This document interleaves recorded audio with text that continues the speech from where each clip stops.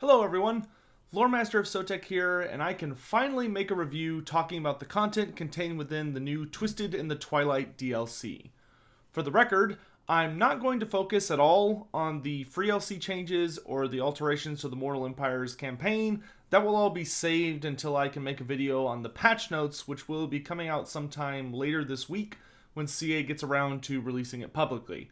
I do wish they would get out at least the notes talking to the DLC itself on the review day, so, I could include that in this, but that's not happening, so let's just do the best we can. Real quick, before we get into the full review, I'm just going to kind of put up a basic image for the background. You can sort of treat this as more of a podcast type review. They very recently released the patch notes, and I've kind of been working on the script and all the stuff for this all night, so I'm just going to go ahead and just have that kind of lazy image up, but hopefully you can get all the information you need from the audio of this video, just because I've got a lot of projects going on right now and I just don't have the time to edit a full crazy amount of video stuff, because that'll literally take probably a good 12 if not longer hours. So in any event, hopefully you're cool with that. Get a nice drink, put on something to read or watch while you listen, or paint some minis, and let's get into it. Alright, let's go ahead and start with something that's important to me, which is the narrative aspect of this DLC.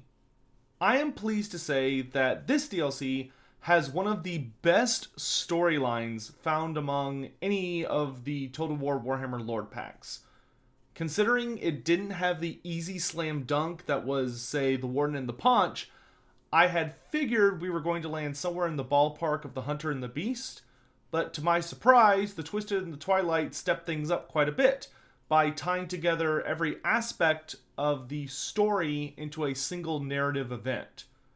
Uniquely among the Lord packs featuring a Game 1 race, this DLC ties in its story to the overall focus of Warhammer 2. Due to the Council of 13 disrupting the Vortex with their manufactured Warpstone Comet emulating the true Comet of Sigmar or Sotek, the demons of Slaanesh have managed to tear a small hole into reality through the Dreaming Wood in the frozen, gnarled forest known as the Witchwood in Nagaroth. This could lead to catastrophe, for if the demons manage to tear open another portal to the physical plane through here, it would destabilize the fragile balance the world has, and lead to a end times class scenario. To prevent this, Queen Ariel sends the Sisters of Twilight out to secure this hostile foreign territory, and begin restoring the world roots so that she might call upon the power of Athel Loren to seal the breach between realities. However, this is where the story gets really interesting, as while the Wood Elves prepare, their movements are noticed by the Briar Maven of Woe. Drycha, who has long sought to destroy the Azrae, can't do so unless Ariel is taken out of the picture. That's what prevented Coadil from achieving success so very long ago when he tried to destroy the Wood Elves, is that Ariel, just kind of curb stomped him. So Drycha takes advantage of this situation of the Wood Elves kind of scattering around and Ariel needing to leave the safety of Athel Loren. So what she does is she essentially looks for a useful puppet to try and kill the Mage Queen, or at least weaken her enough so Drycha can kill her, and settles upon the Skaven. The clan she happens to ambush and utilize turns out to be Clan Moulder, which works out perfectly, as the insane mind of Throt the Unclean considers that if he were to devour a concoction made from a goddess who represents boundless life, perhaps it might finally satiate his endless hunger. Thus begins your campaign, either siding with the Sisters of Twilight to save the world from inevitable destruction by healing the Witchwood, or relishing in the selfish insanity of Throt the Unclean to doom all creation in the pursuit of the most filling meal seen since Grom the Paunch ate undercooked troll meat. This is an awesome narrative that ties in so many wonderful elements. You have a rivalry that makes sense, tying into a series of events related to the actual Warhammer 2 storyline, while also having the free LC character play a crucial role. This is honestly the best DLC ever from a story perspective, which I imagine really doesn't matter to most players, but it does matter to me, and perhaps you'll find that interesting. I honestly even rate the Twisted the Twilight above the Warden and the Paunch, as it keeps itself relevant to the everything going on in Warhammer 2 and has the free LC character playing a critical role in the story. Great job on that. Hope future DLCs will lean in this direction over the bare bones entries like Hunter and the Beast or the absolute travesty that was the Shadow and the Blade. Moving on, let's take a look at the Clan Moulder campaign led by my second favorite Skaven after only Thankful himself, Throt the Unclean. In case you haven't had a chance to visit my live streams, Throt's campaign is essentially a demented Build-A-Rat workshop on steroids that allows you to do some pretty hilarious and wild things while doing your best to dominate all those around you. In the Vortex campaign, your goal is to kill Ariel, which entails running around Nagaroth to destroy settlements meant to represent waystones that give the Mage Queen godlike powers in the final quest battle. Each stone is themed around a particular idea and has a somewhat thematic army guarding it, but some of these buffs could be pretty terrifying if you don't take them out. On top of each granting Ariel a flat 5% bonus ward save in the final fight, they grant the defending army hilarious buffs, in addition to a surprising amount of unique buffs from the Dark Elves, including all of the bombardment abilities granted by the Black Arcs. I personally enjoyed that this campaign has a fairly brisk 50-turn time limit hanging over you until the final battle is forced, but you can extend the timer further by 10 turns for each waystone destroyed. I think this strikes a nice balance of having some impending doom hanging over the player's head, while also allowing those who prefer a slower style of play to focus on just increasing their time allotment. Personally, I'm really looking forward to a speedrun contest I'll be having for this campaign. Should be pretty wild. To speak briefly on his Mortal Empires campaign, Throt has a pretty fun start in Hell Pit that allows him to be quite powerful from the get-go thanks to the unique structure he has, as well as a fair amount of non-player AI factions to bully around him. The Norskins make for surprisingly reliable allies, and trading partners even, so that's quite a welcome addition while adding a sort of chaos alliance in the far north. The one major issue I have with this campaign is actually the Chaos Incursion.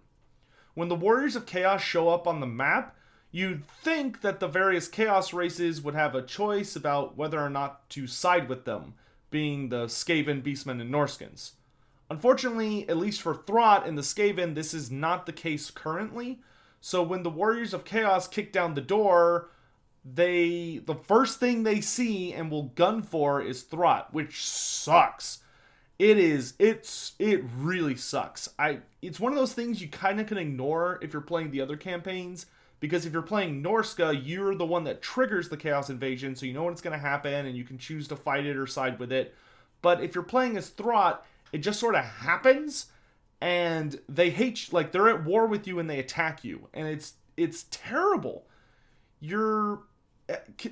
Considering the near certainty of an Order Tide appearing in the old world, which has been made even worse this DLC thanks to Drycha being a new, extremely powerful antagonist to the vampire counts, because you'd think that she'd side against the Order Tide because she hates all humanity, and she kind of teamed up with the vampire counts in the 8th edition and leading into the end times, but nope, she'll pretty much gun for the vampires really, really quick. That's kind of who she bullies right away, and because she keeps attacking the undead, she ends up being friendly with the dwarves and the Empire, so virtually always she'll end up joining the Order Tide, and she gimps the start of the vampire counts even worse than they already were, so they just don't have a chance in hell, which gets Azhek killed, so the dwarves take over, and it's just kind of a nightmare. If you're playing as Throt, you're going to get caught between the Chaos Hordes and the Order Tide, which feels like a huge oversight on the part of CA. Like, Creative Assembly, I hope this wasn't intentional, because if it was intentional, I just kind of think this is bad game design. This just it's making such a punishing situation, and the Order Tide has kind of been one of those things that the community has been railing against for years. I mean, we're going on years now, and it just keeps getting worse or just doesn't get fixed. Like, just kind of no matter what happens, as soon as something else gets added to the game, it immediately comes back. So something's got to give here. At the very least, we need to open up the ability for the Chaos factions like Skaven, Norska, and Beastmen to negotiate with the Warriors of Chaos, which I know some of them can. I know the Norskins already can, and I think the Beastmen can, but the Skaven gotta get in on that. Throt he just gets run over. I mean, even if you're playing as the player, the second Chaos appears, you're defending on multiple fronts, which if you haven't just like cheesed and taken over as much of the old world as you can, and you built every settlement to have walls, and you get ready to fight every single battle yourself because it's going to be 4-on-1 with Chaos swarming in and then the Order Tide responding, it just sucks. It just really sucks. So hopefully we can get that fixed. You know, I would really like to see the bad guys at least have a chance in hell at allying up against the Empire High Elf Dwarf Doom Stack from Hell alliance. Like, it's so obnoxious. As for his unique features, Throt relies on something called the Flesh Laboratory. This system has 3 main components. The first is you have Growth Juice, which is a new resource you passively generate every turn, in addition to bonus juice from battles, recycling unstable units, and a few rare buildings scattered around the map. This juice fills up your growth vat, which once filled enables you to dump out a set of units. The growth vat has 5 tiers though, each tier focused around a specific Clan Moulder unit. So tier 1 is Wolf Rats, tier 2 is Rat Ogres, tier 3 is Brood Horrors, tier 4 is Mutant Rat Ogres, and tier 5 is Hell Pit Abominations. In addition to the main unit of that batch, you'll receive a selection of Skaven slaves and some mutagen, and if you're lucky, you might even get some of the creatures from lower tiers. For instance, if you dump out the Hell Pit Abominations, you might get 1 or 2 Hell Pits, some Skaven slaves, and maybe a Brood Horror or a unit of Rat Ogres.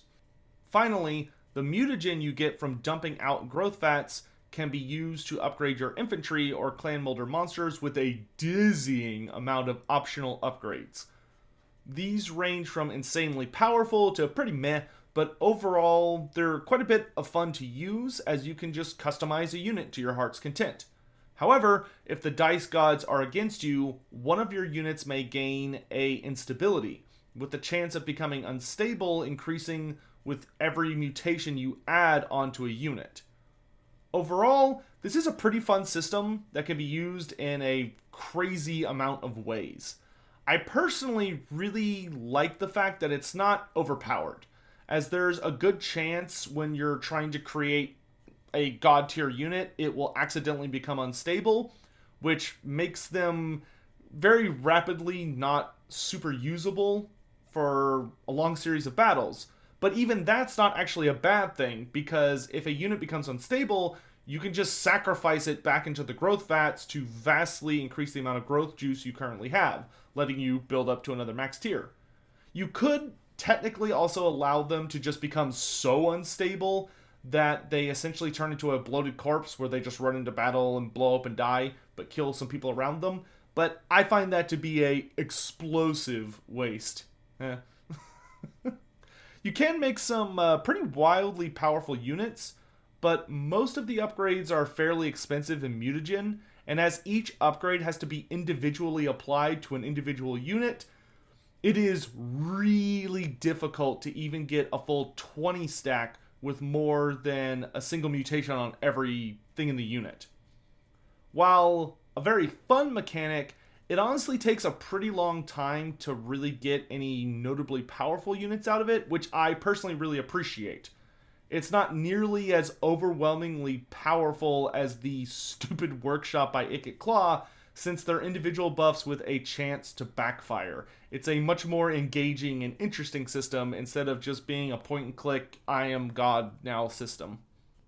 Finally, you can upgrade the laboratory itself by spending a combination of mostly food and money.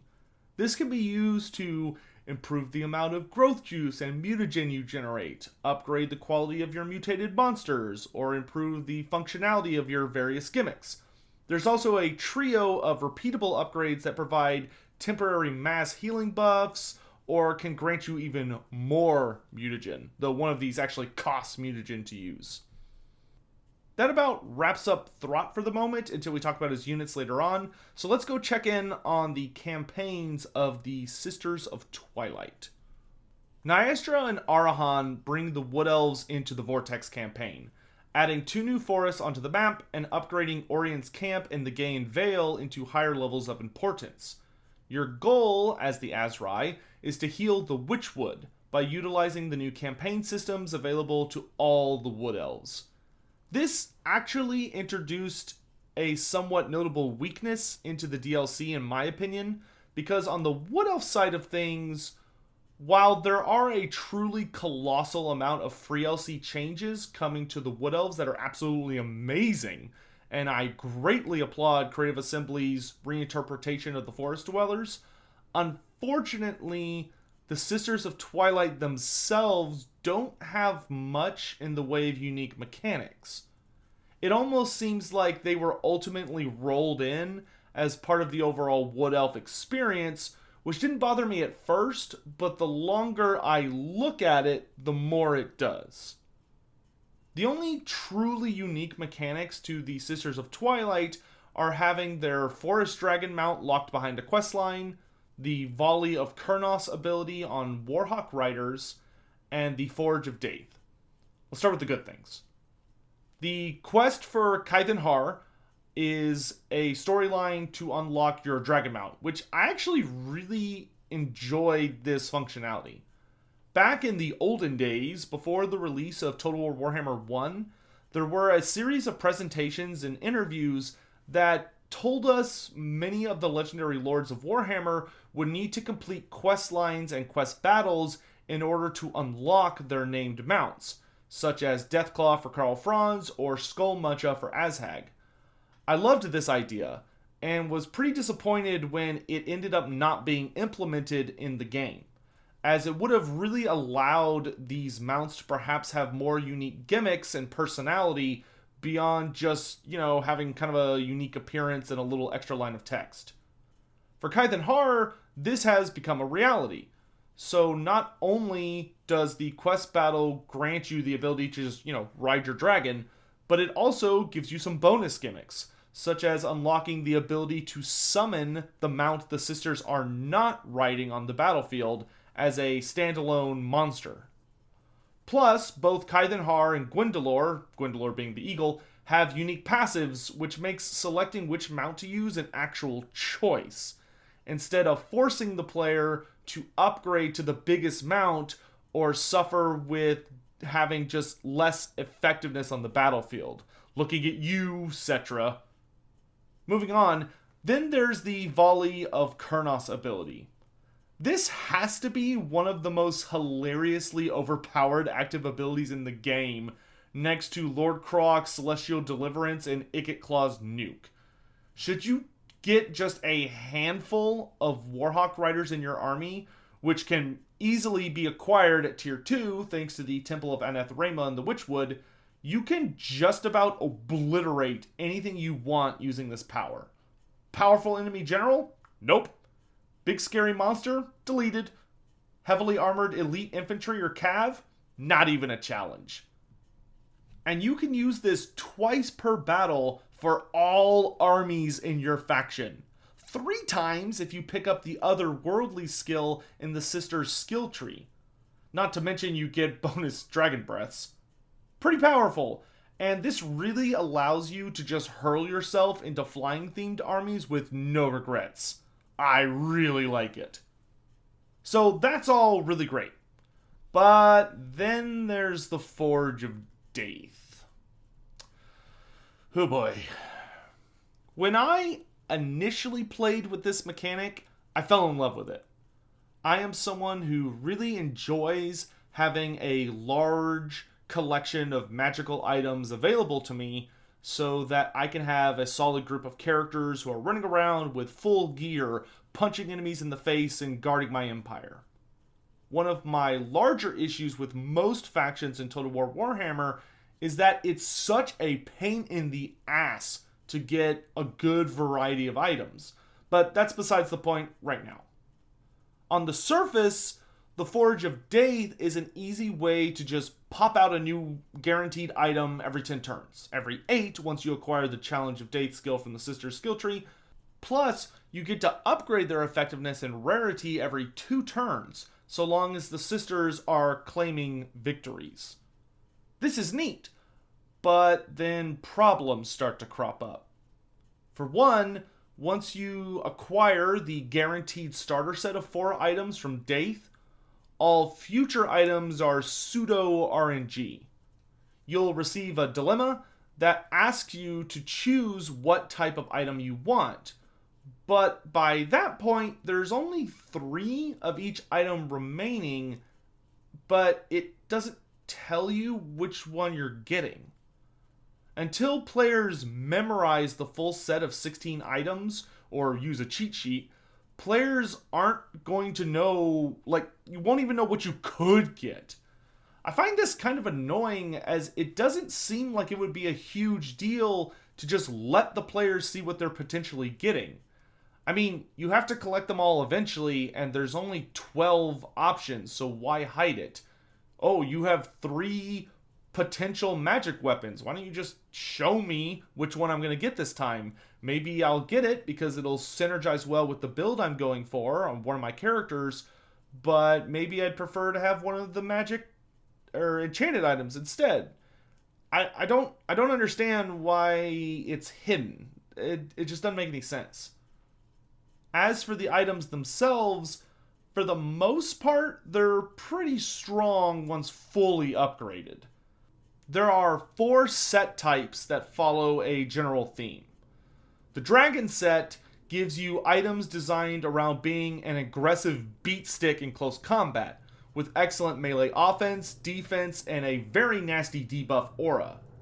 The Dreaming set revolves around pretty significant campaign buffs like movement, construction cost, upkeep reduction, growth, etc., but has 1 battle buff per item. The most substantial being a very powerful heal that you can use an unlimited amount of times in a battle, which is really overpowered, and the ability to summon a bonus unit of Way Watchers, which can be super nice. The Eagle set focuses on incredibly potent range buffs with some speed and missile resistance thrown in to make the user able to reposition easily. It also adds hefty buffs to your ambush and ambush defense chance. The final set is the Twilight set, which is purely designed around making the character into a god tier support character. Just all the aura buffs and stat creases you could ever want across all of your troops. So those are all interesting enough items, allowing the player to customize their characters to fulfill certain roles. And the biggest bonus is that you can give the items to anyone, not just the Sisters of Twilight. That's a lot of mileage you can get out of all these items. However, now we start to run into another problem. The thing with these items is that they all start off pretty damn terrible, beginning at the uncommon, or green, rarity level, and having pretty weak effects in addition to often missing one of their effects. For instance, the Dragon Mask doesn't acquire the debuff aura, which is its best feature, until you upgrade it at least once. Unfortunately, the upgrade system is just complete and utter garbage. You have no control over what item the Sisters will take to Dayth, which makes absolutely no sense. Instead, a random item is selected with no rhyme or reason. You cannot, it's impossible to guess what item's going to be taken. From there, your option is either to grant a permanent buff to the item, increasing its rarity and effectiveness by 1 tier, or to supercharge it for a limited time. Now, that may sound pretty okay, But here we run into our third massive problem with the Forge. You see, the horrible thing about the supercharge effect in particular is while those items are indeed incredibly strong, I mean, they're really strong, they actually force the item in question to devolve all the way back to uncommon, or the first tier. What? Why? Why is this a thing? Who thought this was okay? It's already a sacrifice to choose a buff that only lasts for 5 turns before going back to normal instead of a permanent upgrade, but forcing me all the way back to the beginning? Are you kidding? I honestly thought there was another gimmick at this part. See, I genuinely believe that, when you upgrade the item permanently all the way up to the perfect tier, which is the purple tier, that it would unlock the ability to supercharge it without the item degrading. That would make sense, right? Nope. That might actually be half decent, and we can't let a Skaven enemy in a Lord pack have something potentially okay, I guess. But we're not done yet. You see, the Forge of Dayth has a fourth crippling design flaw. Once an item is evolved all the way up to perfect, you might think it, stops showing up in your Forge of Dayth upgrade options. But you'd be wrong. It still shows up. But now you can either choose to supercharge it, thus getting a smaller buff for a few turns and being forced to start all the way over on green, so you'd have to upgrade it back up to purple again, or just leave. That's right, just leave. By the bony butt of Nagash, what am I looking at? I'm honestly embarrassed that I was defending this mechanic on a live stream a few days ago. Though, in my defense, I didn't realize that this is what happened in the late campaign for the Sisters till I saw Mandalore's review yesterday. And Jesus Christ, was I not thrilled. The early campaign for the Forge of Dayth is messily implemented, but felt like it was going somewhere good. And then turns out it ends up being just like all the other Lord packs to come before this one. The Forge of Dayth crashes and burns late in the campaign, becoming kinda useless. Just like Eltharian's Athel Tamara mechanic. Just like whatever the hell Nakai's mechanic was supposed to be. Just like Malice Darkblade's possession mechanic. Halibron and Alariel have okay mechanics that still work in the endgame, at least. And Tehennin's campaign is a complete rotten chicken carcass, but at least you can still spam the sacrifices at any stage in the campaign. This has become a pattern, and I'll have to make a separate video on the subject so I can stay focused here. But come on, guys, y'all can do better than this. Okay, so there's one final flaw we have to talk about regarding the Forge of Dayth, because we're not done yet. Once you unlock all of the items for a certain type, say like magic weapons, Dayth will offer you instead a faction-wide buff. Now you might think, oh, well at least these will be pretty decent.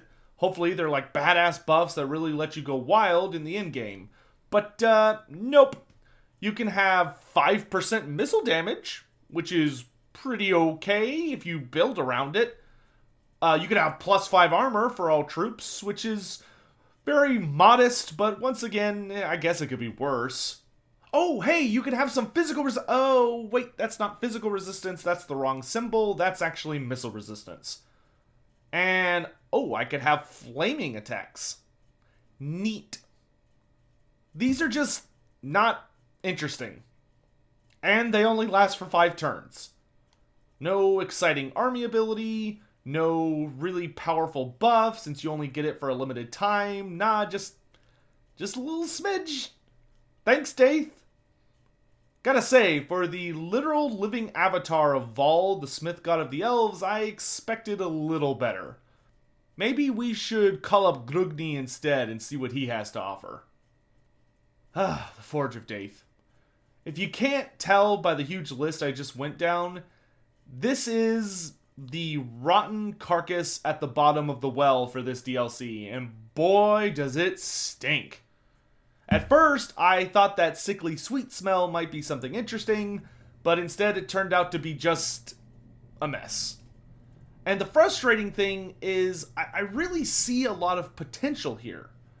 If you were to make it where once you unlock all of the items, he actually gives you significant buffs, maybe an army ability or an active for your generals and all your armies, or something that really something that makes you have to and ha over, man, these buffs are all really good, which one do I want to go with? Or maybe if you finish out the magical weapons, the buff should be decent enough that you look at it and go, oh man, do I want that buff, or do I want to finish collecting all of the magical armors and enchanted items? Another thing is that we need to be able to see what they are. Like, you could do this with this. We already have this dilemma. It already exists in the game. The same thing, just going back to Mandalore's review yesterday, which if you haven't seen it, you should go watch, because it's way more professional than mine and way better edited. But, you know, if you do the Vol's Forge from the High Elves, you know, whose Vol is Dayth, they're the same guy. It's like, oh, that tells you what the items are. Why doesn't the Wood Elf one just tell me what they are? It's not that hard. So, like, let us see what they are. And then, when it comes to the upgrade system, I'm totally fine with the idea of if you pick Arahan's buff, it lets you get a supercharged version, but it only lasts for a certain amount of turns, and then it should go back to what it was. Don't turn me back to all the way green. That's so dumb. It's so needlessly punishing. And then for Arahan, have it go up one tier every time. And then once it's perfected, have it, like, do something else. Have it be, okay, if he can't offer a buff, maybe he just offers you a new item that's of a guaranteed rarity. So say, okay, I've upgraded the Dragon Spear all the way up. So I can either have Arahan supercharge it so that it's its deadliest form for 5 turns or 7 turns once I get the skill tree upgrade, or I could choose Arahan and Dayth just makes me a new item where he's like, I just kind of threw something together or something I found, and it's a blue item, like guaranteed blue item that's just available to the Wood Elves. And maybe it could be the same type as whatever I am choosing to upgrade. And the other thing is, you need to be able to pick what you're upgrading.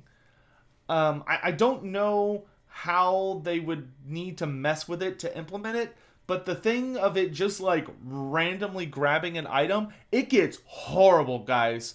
I sat down and I just blitzed through a Sisters of Twilight Vortex campaign, and I was doing my best to activate the Forge of Dayth as often as I could. And there were times where I wasn't able to activate it like immediately every 2 turns, but by the end, I was just doing that. I would attack a settlement, sack it, wait a turn, sack it again, wait a turn, sack it again, wait a turn, to just spam through it. I was to 150 turns, and I still had the Eagle Mask was green, like I hadn't gotten it once for an upgrade, and I still had like 2 other blue items. And it was like, what if those were the items I wanted to use? I'm just screwed because the RNG system is like, oh, well, sucks to be you. Like, that sucks. That sucks. It's bad. It's just flat out bad.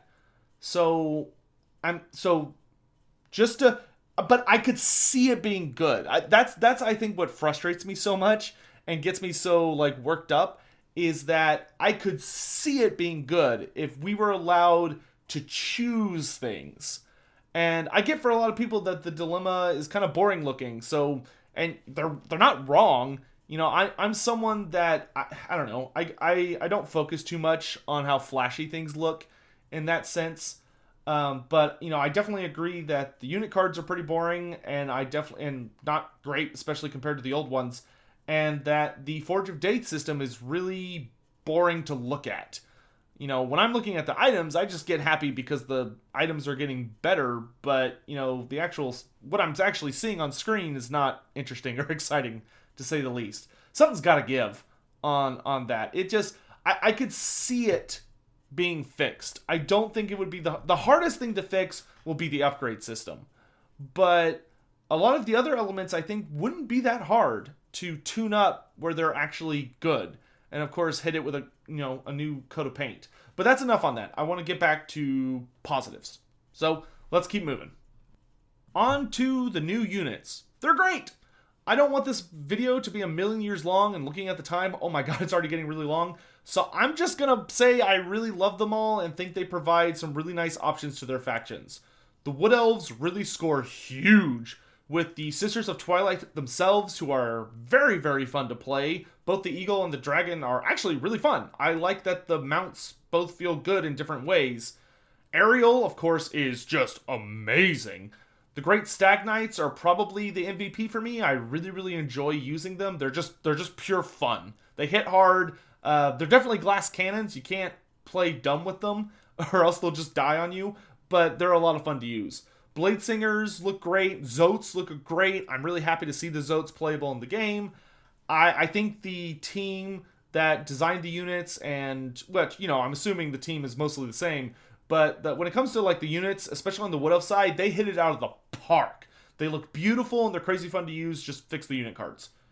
The Skaven acquired some excellent new toys with Throth the Unclean, who's awesome, and I love the voice actor. He killed it. All of the voices are great, but I have actually seen it. I saw his preview before this thing was even being worked on, I think, and it's super exciting to see him get the role for it. Then Gorrich was, oh man, I actually did not like the idea of Gorrich a ways back. I was really, really determined to see Squeal Gnawtooth. That way we could kind of get all the characters in the Skaven book finished. But man, Gorrich is pretty amazing. He's gorgeous to look at. He has some of the sexiest voice lines in the game. And they killed it with him. Even though he is definitely a 40k character in a fantasy setting. Mutant Rat Ogres, great, super fun. Brood Horrors, very quick, fun, awesome. I think all of these additions are absolutely amazing. And while on the Skaven side, their new toys aren't really like revolutionary for their roster. They don't add like a ton of new playability per se. They do have a lot of flair and shine to them, and you can base armies around them, and it's really fun. However, I do have a small tangent that is my problem with Wolf Rats. I'll be honest, I'm about to nitpick so hard that I really consider just cutting this part out of the script, but it's my review, damn it. I can point out what disappoints me. You people know what you signed up for. This, to me, felt like a very half-assed interpretation of the infamous Wolf Rats of Skaven legend. Because they're just giant rats fused with Chaos Warhounds and shoved out the door to fill a niche in the Skaven roster. They said, oh, well, Skaven can't have calves, so let's give them a War Beast unit. Which, granted, that's kind of what Wolf Rats are.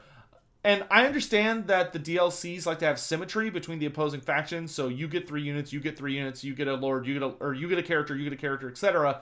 But I must admit, I'm really disappointed that this approach was taken with the Wolf Rats.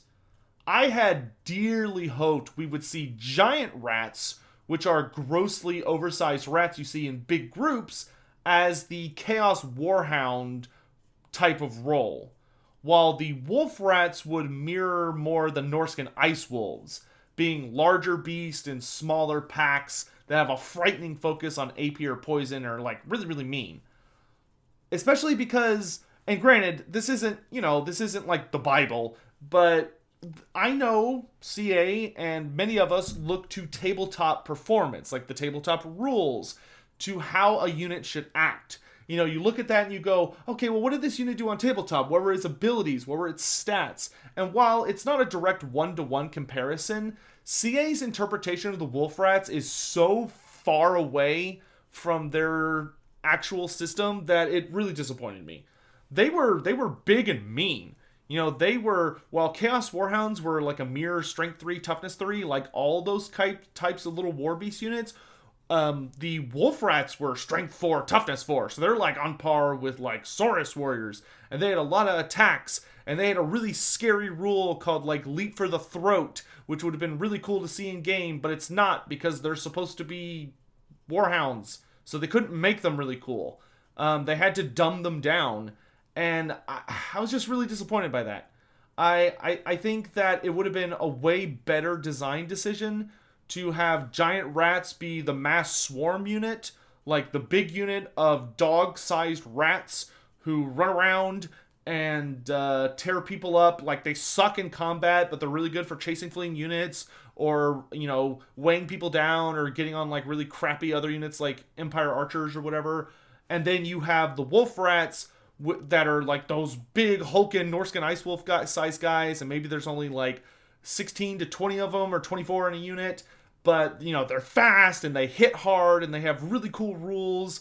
You know, maybe they had that passive like leap for the throat, which would make them really good against infantry or something, and you could still have the AP version, but it would actually have a lot of damage and be better than just like trying to nibble people in the butt. And you can still have your poison variant, but they just didn't go that way. And I'm disappointed. I'm disappointed. Also, no Rat Swarm cameo yet. What the hell, CA? You've given us Tomb Swarms as an army ability, Jungle Swarms as an army ability / Ark of Sotek ability, and even Bat Swarms have shown up as a province form for some reason for the Vampire Coast. Where are my dang Rat Swarms? Give me Rat Swarms. Maybe I can still somehow convince them that stupid clan rat summon on Vermintide should be replaced with its correct version, where it summons a tidal wave of vermin to run people over and deal damage. To this day, I still have no idea why the damn Skaven are a summoning faction. It is so dumb. I hate it. Alright, I really want to move on with my life. So I think I'm going to start to wrap things up here. We'll discuss the Wood Elf Free LC, Drycha, and all the free stuff when the patch notes video is made, so stay tuned for that. As a final note to sort of tie things together, I want to quickly just reiterate the pros and cons of the Twisted and the Twilight. Pros. Awesome narrative design. I really hope this is the bedrock or the template for how to do the narrative of DLCs in the future. Lord packs, I should say, in the future. The new units are also awesome. They're really good. A lot of them, they look beautiful, they have awesome animations, they're really fun, and they fill really cool, interesting niches within the rosters. So many legendary heroes. Thank you! Oh, we got Ariel, Coadil, and Gorrich. 3 legendary heroes in one update. I love it. We need legendary heroes everywhere. We need so many more legendary heroes. Just stuff them into my mouth. Give me all the legendary heroes. Please keep it up. I'm so glad that the dam has finally broken. CA has seen the light, and we're getting legendary heroes. Let's keep it up. Then, of course, Throt's Flesh Laboratory is a ton of fun, while not also being grossly OP. I think they struck a super duper nice balance with Throt's Flesh Laboratory. I think it's better than Ikit's Lab. I think it's one of the highest tier mechanics in the game right now, because it has a much more interesting and dynamic system, instead of just being like pure overpowered while also still being really interesting. And then another big thing I really like is the Hawk Riders in the Sisters of Twilight campaign. I think the Volley of Kurnos ability is a little much sometimes, but it's really fun to use, and it actually makes that unit go from being kind of trash to, not trash, but they were kind of hard to use well, and now they're super easy to use well, and they can just win you battles or sieges. You see people on walls, you just point a volley at every unit on the wall, and they all just die. It's hilarious. And then the last thing is that I can only think of one bug that I have found in this entire update, which is awesome. The Warden the Paunch was incredibly buggy. It was someone like dropped it in a tar pit and lit it on fire. It was so buggy. But this update, very few bugs. They did an awesome job ironing them out. I think literally the only bug I have found so far is that when Dayth's Forge, when he offers you a new item, when you fully unlock, I think it's the talismans, he offers you a resistance. Like, he offers you little talismans for resistances. And the icon, when you look at it at first in the dilemma screens, shows the physical resistance icon. But then when you hover over the actual choice, it tells you it's missile resistance instead. I literally think that's the only bug I've seen in the entire thing. And I've put in at least, well, I don't really want to talk about it, but I've put in a lot of hours on the early access to try and just find things and dig out details and look for things. And I don't want to play this again for a long time. I'm so done. Onto the cons. The Forge of Dayth is incredibly bad. It is extremely lackluster and needs a serious overhaul.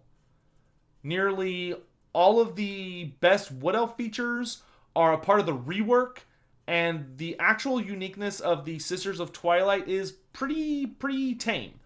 I love the Sisters of Twilight. I think they're awesome, and I'm super happy to have them in the game, and they're fun to play, and their campaign is a ton of fun. But all of that fun is from the Wood Elf rework, not from the actual DLC campaign itself, which I think is a problem because you don't need to buy the Sisters of Twilight to experience all that badassery. You just need to buy the Realm of the Wood Elves, which was the race pack from Total War Warhammer 1, and you could still have a ton of fun playing as Orion, Durthu, and Drycha. Like, you don't really need the Sisters. They don't really add a lot from a campaign point of view. Playing them is barely different from playing the others. And then the last thing is that I consider a pretty big con is that combining the wolf rats and the giant rats into a single unit, I think, was a huge missed opportunity. In summary, while overall I think the Twisted and the Twilight continues the trend of each DLC, or at least every Lord Pack, being superior to the one before it, it unfortunately also continues the disappointing trend of CA taking roughly half a year to make half a Lord Pack. I don't know if the packs are designed with one person heading up each faction, but it sure feels that way, because man, every single one of them is just so unbalanced. Still, despite that, I would give this DLC a hard recommend for anyone even remotely, like even a little itty bitty bit interested in either the Skaven or the Wood Elves. Acquiring access to Queen Ariel and the new units, like the Sisters themselves and their actual new units, is a huge game-changing plus for any Wood Elf faction, and well worth the price, in my opinion. Meanwhile, the Throt campaign is just absurd fun that just about anyone should be able to enjoy, at least I think. I hope this review has been helpful in examining the DLC and informing your decision on whether or not to pick up the Twisted and the Twilight. Despite the fact I know I ate up a lot of time, like, attacking certain features because I feel like they're just not up to snuff, honestly, I do feel that 85% of the DLC is really well done and 100% worth it. I just really think it's important to focus on those things so that we as a community know where the problems are and can hopefully, as a community, gently and politely have, open dialogues with CA about hopefully, going back and fixing some of these things. Nicely. Please. If you have any questions, feel free to just type them in the comment section below and I'll try to answer them in a timely fashion. I really suck at making reviews, I think, and I'm also editing everything myself these days, which is not good because I'm bad at it. So I apologize and thank you for suffering through this. Finally, as a shameless plug, if you'd like to support me on the channel while also picking up this DLC, feel free to use the Fanatical link you'll find in the description or top comment down below. You'll save more money than you would using Steam, and I'll make a little money, so everybody wins. In any event, that's it for me, so if you'll excuse me, I need to go lay down and deeply consider never touching Wood Elves ever again in my life. Thank you so much for watching, guys. Bye.